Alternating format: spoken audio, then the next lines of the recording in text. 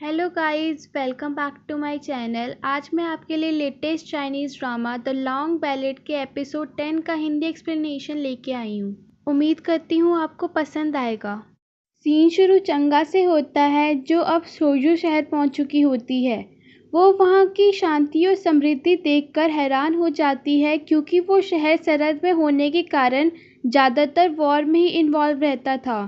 वो एक आदमी से पूछती है, यहाँ इतनी लड़ाइयों के बाद भी सब कुछ खुशहाल कैसे है। वो बोलता है, ये सब हमारे गवर्नर गोंगसुंग हैंग की वजह से है। हमारे गवर्नर सू डायनेसिटी के वक्त से यहाँ पर है। उन्होंने यहाँ लंबी और मजबूत दीवारें बनवाई, सेना को अच्छे हथियार और घोड़े प्रोवाइड कराए। उन्होंने स्मगलिंग भी बंद कराई, यहाँ तक उन्होंने लैंड को भी रीडिस्ट्रीब्यूट करवाया।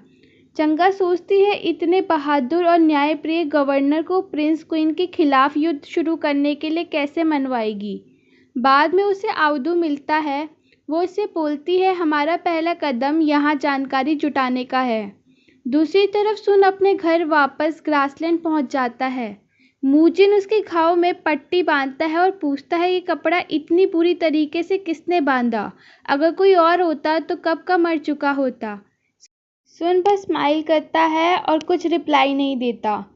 फिर वहाँ बियर डिवीज़न का सरदार टू कासी ग्रेट खान का मैसेज लेकर आता है कि शोशु शहर पर हमला ईगल और बियर दोनों डिवीज़न साथ में मिलकर करेंगे। यहाँ तक ईगल डिवीज़न अपनी सारी बातें बियर डिवीज़न को बताएगा। मूजिन उसका मजाक बनाने के लिए बोलता है, उनके कबीले का एक लड़का अब तीर चलाना सीख चुका है। अगले साल से वो शिकार में शामिल होना चाहता है। और वहीं की एक लड़की है जो घुड़सवारी और तीरंदाजी सीखना चाहती है, पर उसकी माँ मना कर रही है। जो सही भी है, लड़कियां कहाँ ऐसी चीज़ें सीखती हैं। सुन बोलता है, उसकी माँ से जाकर बोलो कि मैंने उसे सीखने की परमिशन दे दी। काशी इनकी बातों को सुनकर परेशान हो जाता है और वहाँ से चला जाता है। मूजिन पूछता है, तुम सच में लड़कियों को अलाउ करोगे सीखने के लिए। वो चंगा को याद करता है और बोलता है, हाँ। अगला सीन गवर्नर मैंशन का होता है, जहां गोंगसुंग हैंग सीनियर क्वीन से बात कर रहा होता है कि असाई कबीला उन्हीं के तरफ बढ़ रहा है। तभी वहां खबर आती है कि उनकी पत्नी और बेटी युआन को डाकू उठा कर ले गए हैं। वो उन्हें ढूंढने के लिए निकलने ही वाला होता है कि चंगा और आउदू उन्हें वहां सुरक्षित पहुंचा देते हैं। बाद में चंगा बताती है कि उन्होंने डाकुओं की बात सुन ली थी कि युआन बीमार है और मैडम उसे लेकर टेंपल जाने वाली है, इसलिए वो रास्ते में उनका इंतज़ार कर रहे थे। चंगा और आउदू उनसे पहले जाके मैडम के पास बीमार होने का नाटक करते हैं और बोलते हैं, मॉन्क्स ने उन्हें कहा था कि उन्हें अपनी यात्रा पैदल करनी होगी अपनी श्रद्धा दिखाने के लिए। ये बात सुनकर मैडम भी अपने कार्ट से उतरकर पैदल चलने को बोलती है। ऐसे उन दोनों ने उनकी जान बचाई थी। गवर्नर उनकी मदद के बदले उन्हें रहने के लिए एक रूम देता है। रात को चंगा आउदू से कहती है, गवर्नर ने अपनी पत्नी और बच्ची की वजह से हमें यहाँ रहने दिया है, पर वो अभी हम पे भरोसा नहीं करता। हमारा अगला टास्क गोंगसुंग का भरोसा जीतना है। गोंगसुंग सीनियर क्वीन से बोलते हैं, ये दोनों टैलेंटेड और ब्रेव तो हैं, पर बहुत चालाक भी हैं। हमें इस समय काबिल लोगों की ज़रूरत है, इसलिए इन पर नज़र रखना। दूसरी तरफ कासेस उनसे आके पूछता है, शोजू शहर हमारी आंखों के सामने है, हम उस पर हमला क्यों नहीं करते। सुन बोलता है, अगर तुम्हें इतनी ही जल्दी है तो तुम अटैक कर लो, पर अगर हारे तो उसकी रिस्पॉन्सिबिलिटी हमारी नहीं होगी।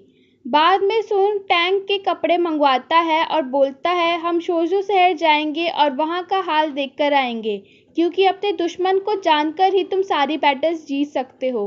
अगली सुबह गवर्नर पर एक आदमी आकर बोलता है, कई लोग शहर के ईस्ट के खेतों की ज़मीन लेने की डिमांड कर रहे हैं। चंगा वहाँ आके बोलती है, सारी ज़मीनों को रजिस्टर किया जाए और इस हिसाब से बांटा जाए कि घर में कितने बड़े इंसान हैं।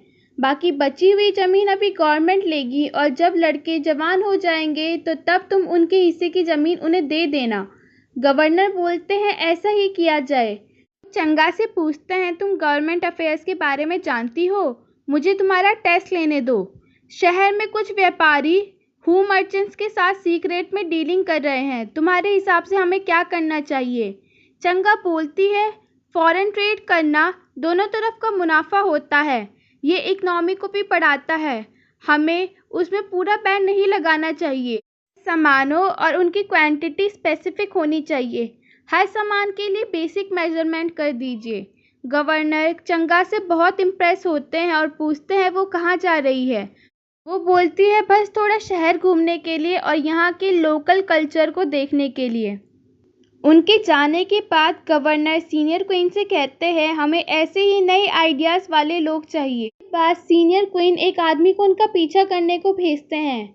दूरूहू प्रिंस क्वीन को बताते हैं कि वी ज़ैंग ने योजू शहर जाकर वहाँ के सारे कैदियों को रिलीज़ कर दिया है जो ज़्यादातर लीडर्स हैं और वो आगे चल के बगावत कर सकते हैं। वो वी ज़ैंग को बाकी सब के लिए कड़ी सज़ा मांगते हैं पर प्रिंस क्वीन मामले को नरमी से संभालने को बोलते हैं। अपने स्टेट अफेयर्स ख़त्म करने के बाद वो मिस्टर फैंग से पूछते हैं क्या लियान का कुछ पता चला। वो मना कर देते हैं। तब प्रिंस क्वीन बोलते हैं उन्होंने पहले ही चंगा को खो दिया है और अब वो लियान को भी नहीं खोना चाहते। अगले सीन में लियान के साथ वाली लड़की किडनैपर्स को वाइन पिलाकर सुला देती है और मौके का फ़ायदा उठाकर लियान के सहारे खिड़की से भाग जाती है और लियान को वहीं छोड़ देती है।